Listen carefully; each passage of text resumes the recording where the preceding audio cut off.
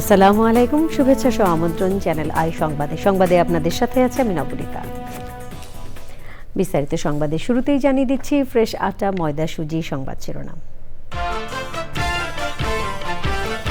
দুদকের 2 মামলায় শেখ হাসিনা ও জয় সহ 29 জনের বিরুদ্ধে গ্রেপ্তারি পরোয়ানা, রাজুকের প্লট বরাদ্দে দুর্নীতির অভিযোগ।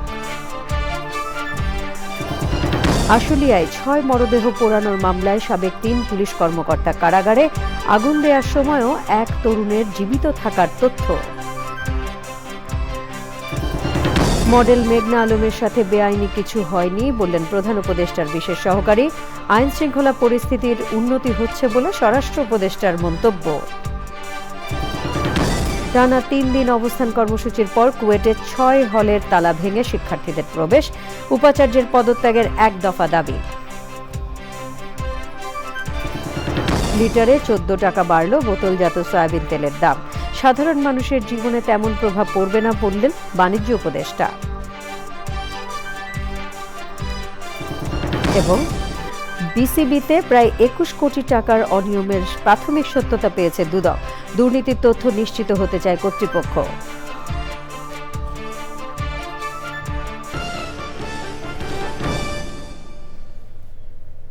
এছাড়াও নিটোল টাটা বিশেষ সংবাদে থাকছে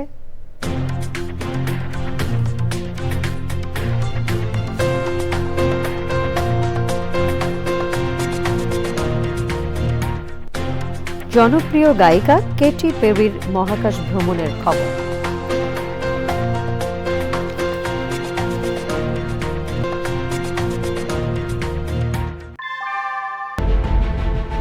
Primacy inbuilt. German technology, Bangladesh's first thermix rod, Salam Steel Thermax.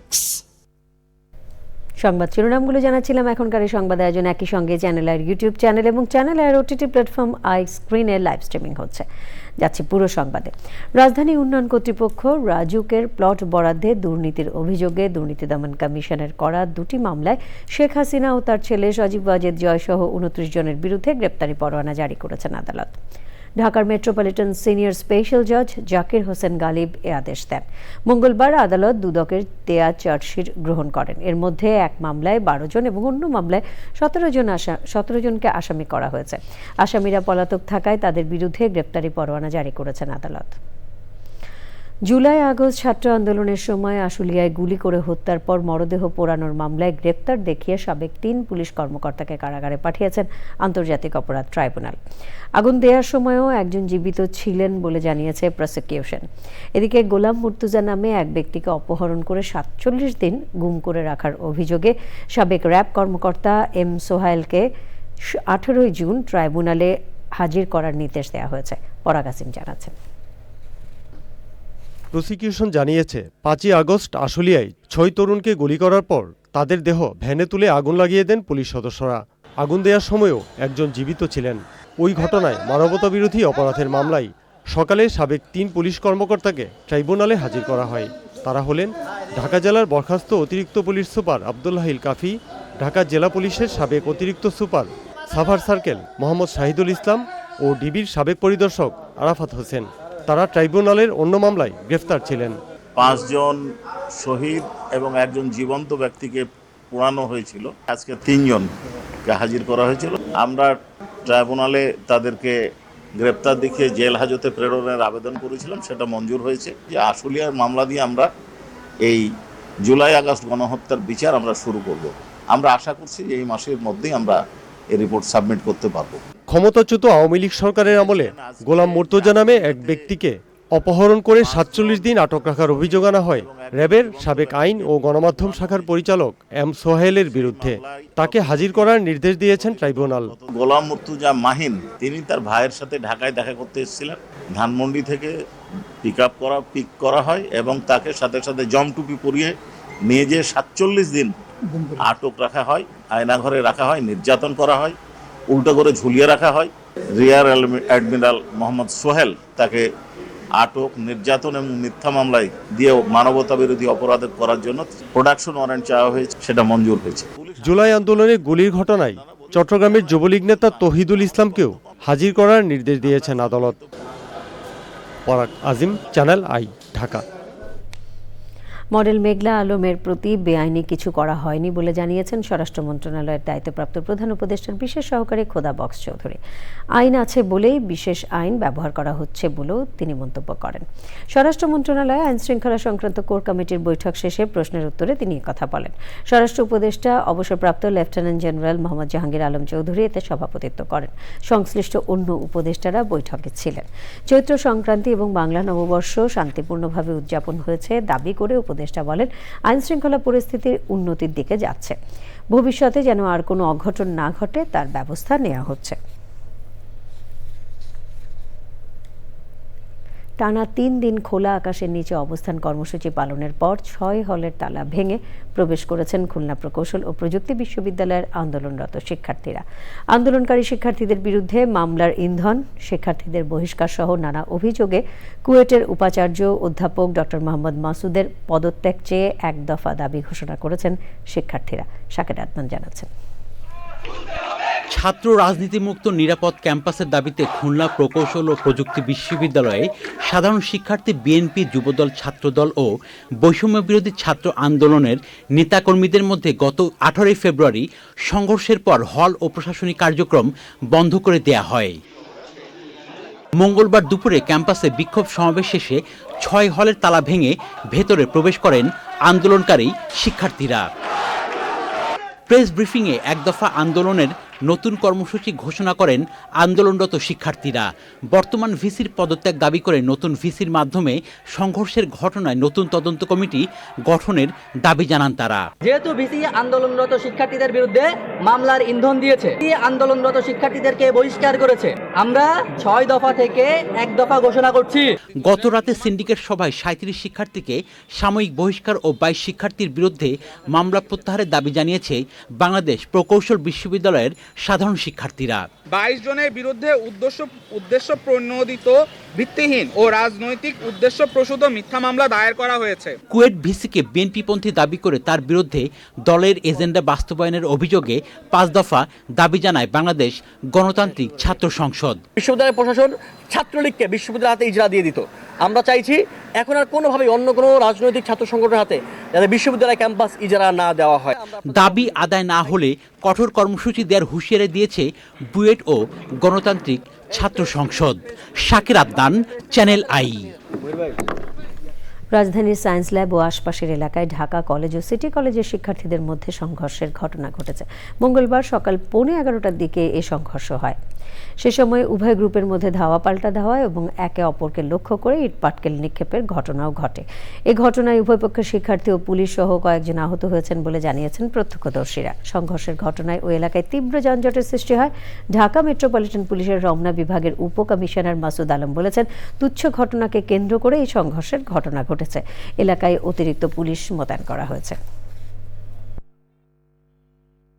দুইটা টিম আমরা ভাগ করে নিয়ে এক পক্ষ ঢাকা কলেজের দিকে চলে গেছে আর আরেক পক্ষ আমরা এখানে নিয়ে আসছি, যেন দুই পক্ষ আর মুখোমুখি না হয়। এই মুহূর্তে আপনারা দেখছেন ঢাকা কলেজে যারা তারা কিন্তু ক্যাম্পাসের ভিতরে ঢুকে গেছে এবং সিটি কলেজে যারা তারাও ঢুকে গেছে। কিছু ছিল এরা আস্তে আস্তে আমরা কিন্তু ঢুকাইছি। এখন এই টিচার যারা ছিল তারাও হেল্প করেছে। এখন একেবারে সিচুয়েশন নর্মাল। চাল ও পেঁয়াজের বাড়তি দামের মধ্যেই সয়াবিন তেলের দাম বাড়িয়েছে সরকার। প্রতি লিটার বোতলজাত তেলের দাম নির্ধারণ করা হয়েছে 189 টাকা। সরকার নির্ধারিত দামে তেল বিক্রি না করলে ব্যবস্থা নেওয়া হবে বলে জানান বাণিজ্য উপদেষ্টা। দাম বৃদ্ধিতে সাধারণ মানুষের জীবনে তেমন প্রভাব পড়বে না বলে মনে করেন তিনি। আরও জানাচ্ছেন রফিকুল বাশার। রমজান মাস থেকে চলতে থাকা সংকটের মধ্যেই সয়াবিন তেলের দাম বাড়ালো সরকার। বোতলজাত সয়াবিন তেল একবারে প্রতি লিটারে 14 টাকা বাড়িয়ে 189 টাকা করা হয়েছে, আর খোলা তেল লিটারে 12 টাকা বাড়িয়ে করা হয়েছে 169 টাকা। এই দাম বৃদ্ধিতে বছরে সরকারের রাজস্ব আদায় বাড়বে 550 কোটি টাকা। রাজস্ব আয় বাড়ানো ছাড়াও আন্তর্জাতিক বাজারের সাথে মিল রাখতে দাম বাড়ানো হয়েছে বলে জানান বাণিজ্য উপদেষ্টা। আশা করি যে আজকে যে মূল্যটা নির্ধারিত হলো, সরকার এখান থেকে প্রায় 550 কোটি টাকার রাজস্ব আহরণ সাহায্য করবে এবং আমরা আশা করি যে সামনে ইনশাল্লাহ বাজারের দাম আবার আমরা কমাতে পারবো। রাজস্ব আদায় এবং আন্তর্জাতিক বাজারের যে পণ্য যে মূল্য, দুটো সমন্বয়েই এই দামটা বেড়েছে। বাণিজ্য উপদেষ্টা বলেন, মূল্যস্ফীতি নিয়ন্ত্রণে এসেছে, তাই তেলের দাম বৃদ্ধি ভোক্তার উপর তেমন প্রভাব ফেলবে না। আমাদের মূল্যস্ফীতি এখন নিয়ন্ত্রণের মধ্যে আছে, সো আমাদের যে সমন্বিত ব্যয় একটা সংসারের, এই ক্ষেত্রে এই 14 টাকা আমরা যদি দেখি যে একটা সংসারে যদি 5 লিটার তেল লাগে তাহলে 5×14 70 টাকার মূল্য বৃদ্ধি ঘটবে প্রতি মাসে। সো মাসে 70 টাকার মূল্য বৃদ্ধি এবং সামগ্রিক পণ্যের যে মূল্য, এতে কিছুটা হয়তোবা সহনীয় হবে। অবশ্যই এটা মানে একটা ভার বহন করতে হবে ভোক্তাকে। চালের দাম বেড়েই আছে মন্তব্য করে উপদেষ্টা বলেন, 2 সপ্তাহের মধ্যে নতুন ধান উঠলে চালের দাম কমবে। Rafiqul Bashar, channel I, Dhaka. প্রধান উপদেষ্টার বিশেষ দূত আনিসুজ্জামান চৌধুরী বলেছেন, স্বল্পোন্নত দেশ থেকে উত্তরণ হতে 2018 সালে বাংলাদেশ যখন যোগ্য হয় তখন থেকেই যদি সঠিকভাবে কাজ করা হতো তাহলে কোনো চ্যালেঞ্জ থাকার সুযোগ ছিল না। তিনি আরও বলেন, পেছনে ফেরার সুযোগ নেই, সবার সম্মিলিত প্রচেষ্টায় এগিয়ে যেতে হবে। মোস্তফা মল্লিক জানাচ্ছেন। প্রধান উপদেষ্টার তেজগাঁও কার্যালয়ে একাধিক উপদেষ্টা, সরকারি বেসরকারি উচ্চ পর্যায়ের প্রতিনিধিদের নিয়ে বাংলাদেশের স্বল্পোন্নত দেশ এলডিসি থেকে উত্তরণ নিয়ে বিশেষ বৈঠক অনুষ্ঠিত হয়। এতে সভাপতিত্ব করেন প্রধান উপদেষ্টা অধ্যাপক মোহাম্মদ ইউনুস। বৈঠক শেষে নগরীর ফরেন সার্ভিস একাডেমিতে প্রধান উপদেষ্টার প্রেস উইংয়ের সংবাদ সম্মেলন। প্রধান উপদেষ্টার বিশেষ দূত আনিসুজ্জামান চৌধুরী বলেন, পেছনে ফেরার কোনো পথ নেই। 2018 সালে যখন আপনি সিগন্যাল পেলেন, যখন কন্ট্রোল টাওয়ার থেকে বললো যে তুমি গেট ছেড়ে যাও, তখন তো আমরা আনন্দ করেছি। আমরা বলেছি দরকার বারবার, তাই না? তো এখন যাবেন কোথায়? ওইটা ফেরার আমাদের পথ নাই। আমরা বরং ওটাকে কি করে নিরাপদ করব, এটাই আমাদের সবার চেষ্টা, সম্মিলিত চেষ্টা হতে হবে। এটা একটা ন্যাশনাল ইস্যু।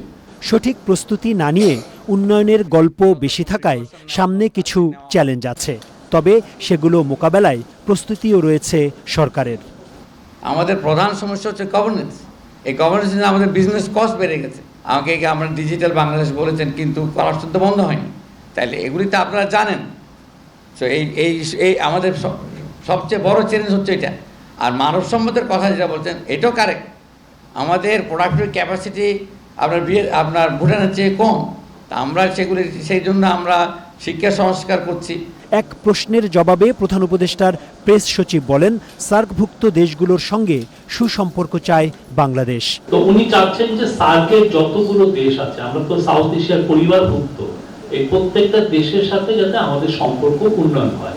তো সেই আলোকেই পাকিস্তানও আমাদের সাউথ এশিয়ান পরিবারভুক্ত, সার্কের ভুক্ত, আমরা তাদের সাথে সম্পর্ক উন্নয়ন চাচ্ছি। আমরা ইন্ডিয়ার সাথে সম্পর্ক উন্নয়ন চাচ্ছি, আমরা ভুটান, নেপালের সাথে চাচ্ছি। অন্তর্বর্তী সরকারের কূটনীতিক নীতি হল প্রো বাংলাদেশ বলে জানান প্রেস সচিব।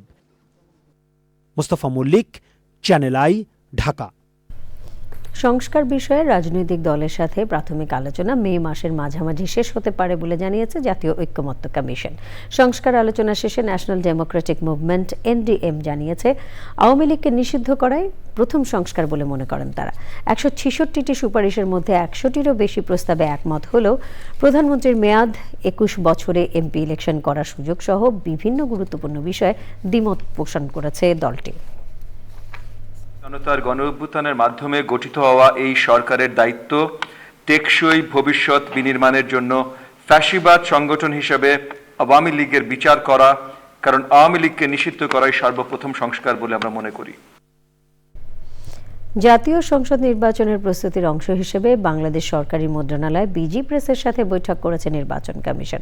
সকাল 10টায় কমিশন ভবনে সভা হয়। পরে ইসির সিনিয়র সচিব আক্তার আহমেদ বলেন, ব্যালট ছাপানোর প্রস্তুতি সহ কিছু বিষয়ে আলোচনা হয়েছে। মন্ত্রিপরিষদ বিভাগ থেকে পাঠানো আশু বাস্তবায়নযোগ্য প্রস্তাব নিয়ে কাজ করছে কমিশন।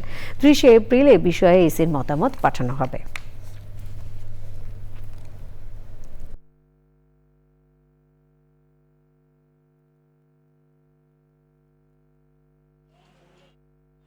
আসন্ন যে নির্বাচন, সেটা আমাদের কাগজের পরিমাণ কি পরিমাণ লাগে সে সম্পর্কে একটা ধারণা নেওয়া, পেপার প্রকিউরমেন্ট থেকে প্রিন্টিংয়ের সময়সীমাটা কতটুকু লাগে। ওনারা বলেছেন 3 মাস, 3 মাস থেকে 4 মাস সময় লাগে। নির্বাচনের তারিখ সম্পর্কে বা নির্বাচনের শিডিউল সম্পর্কে সে অনুযায়ী আমাদেরকে আমরা তখন আর কি বলবো যে আমাদের 4 মাস আর কি বেশি সময় দিতে হবে। বাংলাদেশ ক্রিকেট বোর্ড বিসিবিতে প্রায় 21 কোটি টাকার আর্থিক অনিয়মের প্রাথমিক সত্যতা পেয়েছে দুর্নীতি দমন কমিশন। দুদক কর্মকর্তারা জানিয়েছেন, ক্রিকেট বোর্ডের নথিপত্র পর্যালোচনা করে তারা অনিয়ম ও দুর্নীতির তথ্য নিশ্চিত হতে চান। এনামুল কবির রূপম জানাচ্ছেন। দুপুরে মিরপুর স্টেডিয়ামে বিসিবি অফিসে যান 3 কর্মকর্তার সমন্বয়ে দুদকের বিশেষ এনফোর্সমেন্ট টিম। 3টি বিষয়ে অভিযোগের সত্যতা যাচাই করতে বোর্ড কর্মকর্তাদের কাছে থাকা বিভিন্ন কাগজপত্র পরীক্ষা নিরীক্ষা করেন তারা। মনে হচ্ছে যে অসঙ্গতি আছে। 8 বছরের আয় হচ্ছে 15 কোটি টাকা আর 1 বছরের আয় হচ্ছে 13 কোটি টাকা। আগে নির্দিষ্ট একটা অ্যামাউন্ট নিয়ে একটা এগ্রিমেন্ট করা হতো, বিভিন্ন কোম্পানির সাথে চুক্তি হতো, ওই এগ্রিমেন্ট অনুযায়ী তারা টিকিট সেল করতো এবং হয়তোবা নির্দিষ্ট একটা অ্যামাউন্ট বিসিবিকে দিত। লাস্ট 3-4টা আসর নিজেরাই হচ্ছে টিকিট সেল করছে এবং আমরা 11তম আসরে দেখলাম যে 13 কোটি টাকা আয় হয়েছে। 8 বছরে যেখানে 15 কোটি, 1 বছরেই 13 কোটি। দুদক বলছে তদন্তে আর্থিক দুর্নীতি ও অনিয়মের তথ্য মিলতে পারে। কনসার্ট সহ যে প্রোগ্রামটা হয়েছিল এখানে ইন টোটালি প্রায় হচ্ছে 25 কোটি টাকার মতো হচ্ছে খরচ দেখানো হয়েছে, বাট অ্যাকচুয়াল খরচ হয়েছে 7 কোটি সামথিং। এখানে প্রায় 19 কোটি টাকা মানে খরচ দেখানো হয় নাই, না দেখায় সামহাও এটা সরানো হয়েছে। টিকিট বিক্রি বাবদ প্রায় 2 কোটি টাকার মতো আয় হয়েছে, এই 2 কোটি টাকাও খরচের মধ্যে দেখানো হয় নাই। দুদক কর্মকর্তাদের বিসিবি পরিদর্শনের সময় ভিডিও সংগ্রহে সাংবাদিকদের বাধা দেন ক্রিকেট বোর্ড কর্মকর্তা ও কর্মচারীরা। Enamul Kabir Rupam, channel I, Dhaka. সংবাদে নিয়ে নিচ্ছে খানিকক্ষণের বিরতি, আর বিরতির পর অন্যান্য সংবাদের সাথে জানিয়ে ফিরব। বিরতির পর আমন্ত্রণ আরও একবার। গাজীপুরের গাছা থানার ডেগেরচালা এলাকায় একটি বাসায় বিস্ফোরণের স্বামী স্ত্রী সহ 3 জন দগ্ধ হয়েছেন। গুরুতর আহত অবস্থায় সবাইকে ঢাকার বার্ন ইনস্টিটিউটে ভর্তি করা হয়েছে। প্রাথমিকভাবে ধারণা করা হচ্ছে গ্যাস লিকেজ থেকে অগ্নিকাণ্ডের ঘটনা ঘটেছে। স্থানীয়রা জানান, সকাল 7টার দিকে একটি ঘরে বিকট শব্দে বিস্ফোরণ ঘটে। পরে দগ্ধ অবস্থায় 3 জনকে উদ্ধার করে শহীদ তাজউদ্দিন আহমেদ মেডিকেল কলেজ হাসপাতালে নিয়ে যাওয়া হয়। পরে তাদের জাতীয় বার্ন ইনস্টিটিউটে পাঠানো হয়।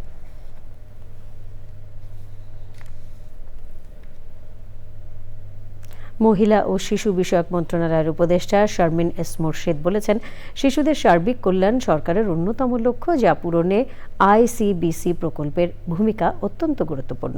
রাজধানীতে এক সেমিনারে তিনি বলেন, এই প্রকল্পের মাধ্যমে সুরক্ষিত পরিবেশে শিশুদের নির্ভয়ে বেড়ে ওঠার পরিবেশ নিশ্চিত করা হচ্ছে। মহিলা ও শিশু বিষয়ক মন্ত্রণালয়ের সিনিয়র সচিব মমতাজ আহমেদ সেমিনারে বিশেষ অতিথির বক্তব্য দেন। মূল প্রবন্ধ উপস্থাপন করেন সিআইপিআরবির উপনির্বাহী পরিচালক ডক্টর আমিনুর রহমান। নীতি নির্ধারক প্রতিনিধি, পানিতে ডোবা প্রতিরোধ কার্যক্রম বাস্তবায়নকারী প্রকল্পের প্রতিনিধি, উন্নয়ন সহযোগী সংস্থার প্রতিনিধি ও শিশুদের জন্য কাজ করা দেশীয় আন্তর্জাতিক বেসরকারি সংস্থার প্রতিনিধিরাও সেমিনারে অংশ নেন।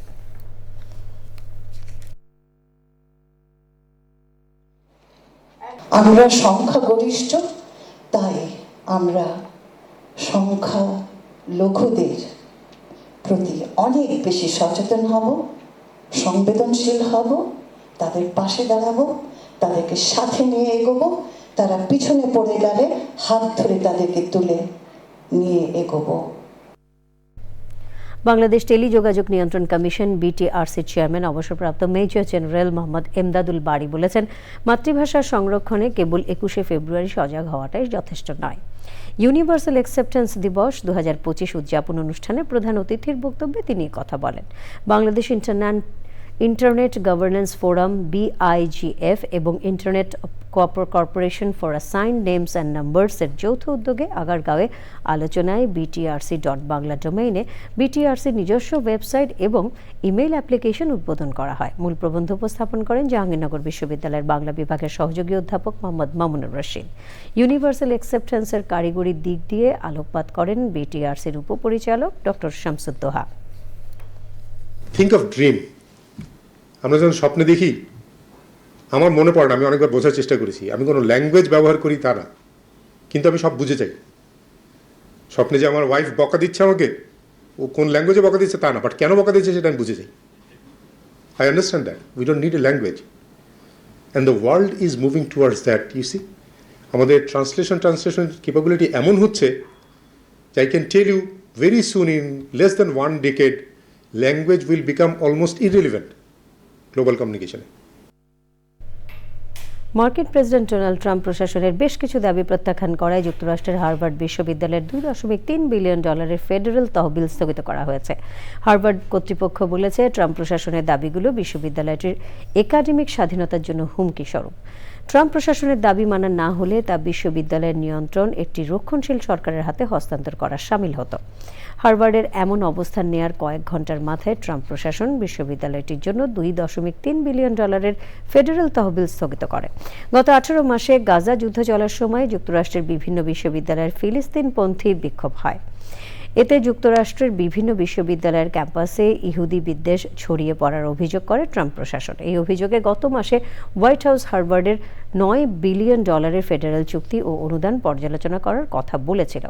পর্যালোচনার আগে বিশ্ববিদ্যালয় কর্তৃপক্ষ দাবি না মানায় $2.3 বিলিয়ন ফেডারেল তহবিল স্থগিত করার কথা জানিয়ে দিয়েছেন ট্রাম্প। আই স্ক্রিন সাংস্কৃতিক সংবাদ।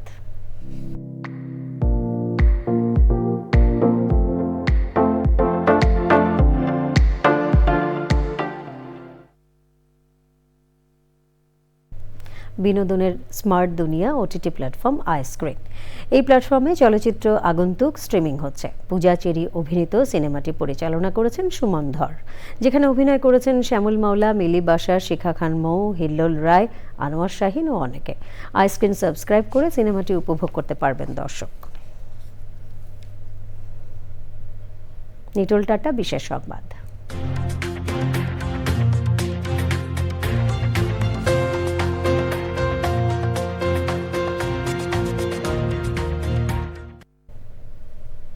মহাকাশ থেকে ঘুরে এলেন মার্কিন পপ তারকা কেটি পেরি সহ 6 নারী। তারা সফলভাবে মহাকাশ ঘুরে পৃথিবীতে ফিরে এসেছেন। বাংলাদেশ সময় সোমবার সন্ধ্যা 7:30 যুক্তরাষ্ট্রের পশ্চিম টেক্সাসের ব্লু অরিজিনের উড্ডয়ন ক্ষেত্র থেকে মহাকাশযানটি উৎক্ষেপণ করা হয়। অ্যামাজনের প্রতিষ্ঠাতা মার্কিন ধনকুবের জেফ বেজোসের মালিকানাধীন প্রতিষ্ঠান ব্লু অরিজিনের তৈরি নিউ শেপার্ড মহাকাশযান করে মহাকাশের নিম্ন কক্ষপথে ভ্রমণ করেন তারা। এ সময় তারা প্রায় 3 মিনিট ওজনহীনতায় মহাকাশে ভেসে বেড়ান। ক্যাপসুলের বড় জানালা থেকে পৃথিবীর দৃশ্য উপভোগ করেন। পরে 3টি প্যারাসুট ব্যবহার করে ক্রু ক্যাপসুলটিতে পৃথিবীতে ফিরে আসে। মহাকাশ ভ্রমণ শেষে ফিরে এসে কেটি পেরি জানান, তিনি এখন জীবনের সঙ্গে অত্যন্ত সংযুক্ত এবং ভালোবাসার সঙ্গে সম্পৃক্ত থাকার বিষয়টি অনুভব করছেন। এই অভিজ্ঞতা নিয়ে গান লিখবেন বলেও জানান তিনি। এবারে কৃষি সংবাদ।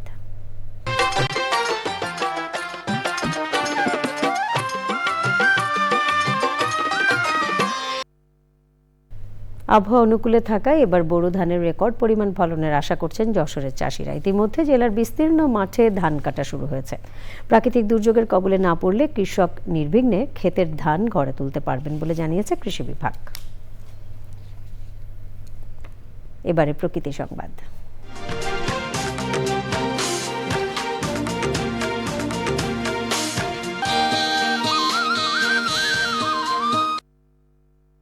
অব্যাহত পাহাড় কাটার বনভূমি উজাড় করে কক্সবাজারে গড়ে তোলা হচ্ছে জনবসতি, নির্মাণ করা হচ্ছে বসতবাড়ি সহ নানান স্থাপনা। হুমকিতে পড়েছে পরিবেশ, প্রতিবেশ ও জীববৈচিত্র্য। এতে উদ্বেগ জানিয়েছেন পরিবেশবিদরা। স্থানীয়দের অভিযোগ, পরিবেশ বিধ্বংসী কর্মকাণ্ডে জড়িত রোহিঙ্গা জনগোষ্ঠী। তবে পাহাড় কাটা ও বনভূমির দখল রোধে নিয়মিত অভিযানের পাশাপাশি প্রয়োজনীয় উদ্যোগের কথা জানিয়েছে জেলা প্রশাসন। পূবালী ব্যাংক বাণিজ্য সংবাদ।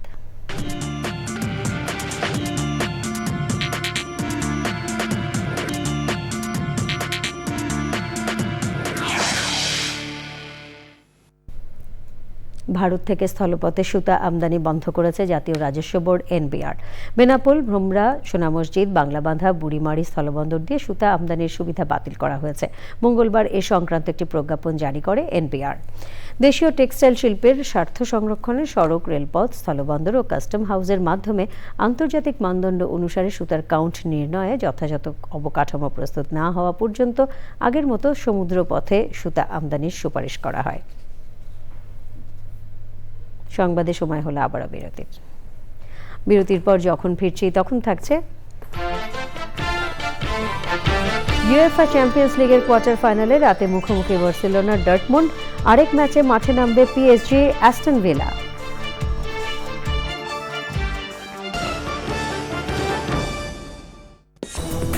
আপনারা দেখছেন চ্যানেল আই সংবাদ।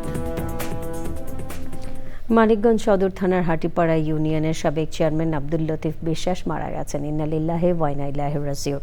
সকাল 10টার দিকে মানিকগঞ্জ সদর হাসপাতালে তিনি শেষ নিঃশ্বাস ত্যাগ করেন। আসরের পর বনপাড়িল উচ্চ বিদ্যালয় মাঠে জানাজার নামাজ শেষে তাঁকে পারিবারিক কবরস্থানে দাফন করা হয়। এবারে খেলার খবর। মামলায় শেখ হাসিনা ও জয় সহ 29 জনের বিরুদ্ধে গ্রেপ্তারি পরোয়ানা, রাজুকের প্লট বরাদ্দে দুর্নীতির অভিযোগ। আশুলিয়ায় 6 মরদেহ পোড়ানোর মামলায় সাবেক 3 পুলিশ কর্মকর্তা কারাগারে, আগুন দেওয়ার সময়ও এক তরুণের জীবিত থাকার তথ্য। মডেল মেঘনা আলমের সাথে বেআইনি কিছু হয়নি বললেন প্রধান উপদেষ্টার বিশেষ সহকারী। আইন শৃঙ্খলা পরিস্থিতির উন্নতি হচ্ছে বলে স্বরাষ্ট্র উপদেষ্টার মন্তব্য। টানা 3 দিন অবস্থান কর্মসূচির পর কুয়েটে 6 হলের তালা ভেঙে শিক্ষার্থীদের প্রবেশ, উপাচার্যের পদত্যাগের 1 দফা দাবি। লিটারে 14 টাকা বাড়ল বোতলজাত সয়াবিন তেলের দাম, সাধারণ মানুষের জীবনে তেমন প্রভাব পড়বে না বললেন বাণিজ্য উপদেষ্টা। এবং বিসিবিতে প্রায় 21 কোটি টাকার অনিয়মের প্রাথমিক সত্যতা পেয়েছে দুদক। দুর্নীতির তথ্য নিশ্চিত হতে চায় কর্তৃপক্ষ।